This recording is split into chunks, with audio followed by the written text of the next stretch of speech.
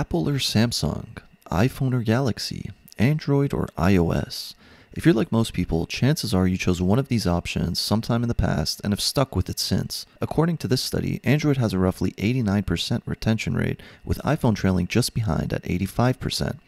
If you're in the US, you're likely part of the 57% of people who use an iPhone, as opposed to the 41% who use an Android. However, that number changes drastically on the global scale, where iPhone only has a 29% market share and Android has 70%. But what do these numbers mean? Do they matter, or are they an accurate reflection of the age-old question, Apple or Android? I've been fortunate to have had various phones over the course of my life. These included dumb phones, smartphones, flip phones, and everything in between. For the majority of my smartphone ownership, I've been loyal to Android.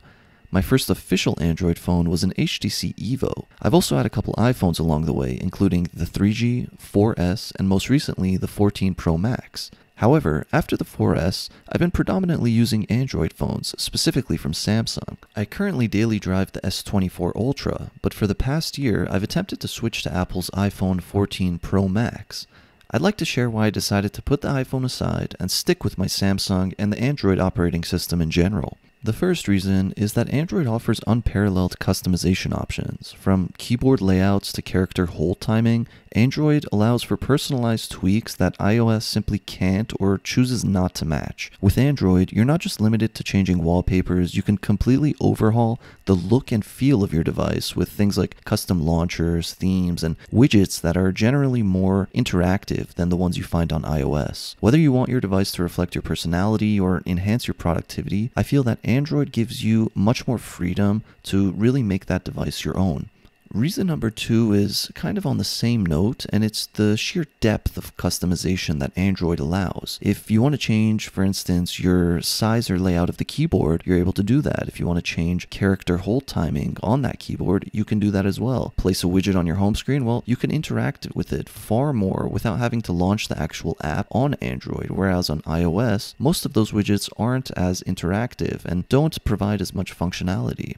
And with custom launchers, you can completely transform your device's interface, and it really allows you to match your unique style to your phone. Simply put, Android just gives you far more power in terms of customizing and allowing you to create a smartphone experience that's very unique to what you need.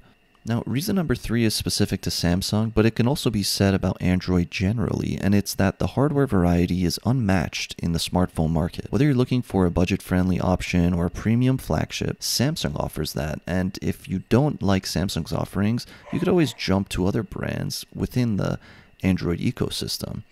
From sleek and stylish designs of the Galaxy S series to the innovative features of their Z Fold, Samsung is consistently delivering cutting-edge hardware that pushes the boundaries of what's possible. The fourth reason is that when it comes to screen quality, Samsung sets the standard with its industry-leading displays. Take the S24 Ultra for example. It has a stunning 1440 by 3120 AMOLED display at 505 pixels per inch. This is opposed to the 14 Pro Max's 1290 by 2796 display. This materializes in the S24, delivering breathtaking visuals with vibrant colors and very sharp detail. Whether you're watching movies, playing games, or browsing the web, I found that the S24 Ultra's display always outclasses the 14 Pro Max's, and it just seems far more immersive with anything I'm doing. Reason number five has to do with the cameras. With its innovative 5-lens camera system, the S24 offers far more options compared to the iPhone's 4 lenses.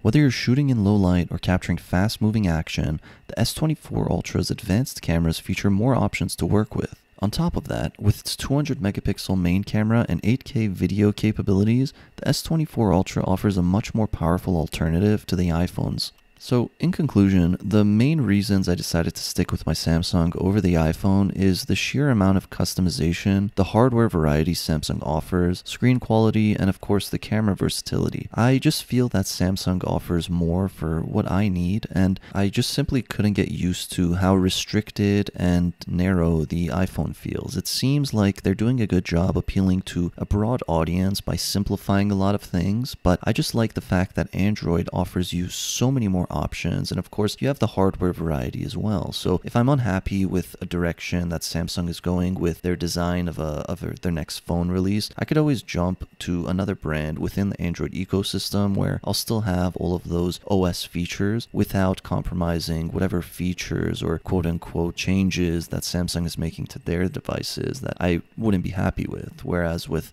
iPhone, you're really limited. If you're unhappy with what they're offering one year, there's no alternative. If you want to go with iOS, you're going to have to purchase an Apple iPhone. In that sense, I feel that Android gives you far more options, just not only in terms of software customization, but hardware variety, and just open more doors in terms of your next device. If you've enjoyed this video and you liked my critique of the iPhone and the reasons why I'm sticking with Samsung, please be sure to like and subscribe. I'll be uploading more tech-related videos in the future. Thanks, and see you in the next one.